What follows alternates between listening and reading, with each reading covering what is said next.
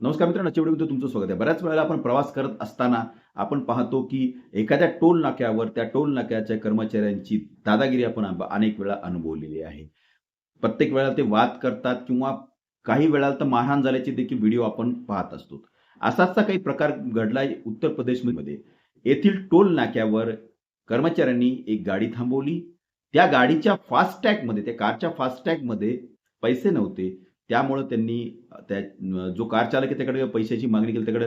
तर तो म्हणला, "माझ्याकडे पैसे नाही." असं म्हटल्यानंतर तेथील कर्मचाऱ्यांनी दादागिरी करून त्याच्या हातातील अंगठी काढून घेतली. हा प्रकार घडल्यानंतर त्या व्यक्तींनी वकिलामार्फत NHAIकडं रीतसर तक्रार केली आणि या विभागाने त्यांच्या तक्रारीची दखल घेत सदरील टोल ऑपरेटरला ₹7,00,000चा दंड ठोठावलेला आहे. आणि यासाठी त्यांनी 7 दिवसाची मुदत तो दंड भरण्यासाठी दिलेला आहे. कारण की NHAIच्या सुद्धा लक्षात आलेलं आहे, की बऱ्याच वेळेला टोल नाक्यावर काम करणारे कर्मचारी हे दादागिरी करतात. ही गोष्ट त्यांच्या लक्षात आता आलेली आहे. असं काही आपल्याकडे घडलं तर न भीता आपण देखील NHAIकडे तक्रार जरूर करावी. आपल्या तक्रारीची दखल NHAI घेतो हे आपण हमेशा लक्षात ठेवलं पाहिजे.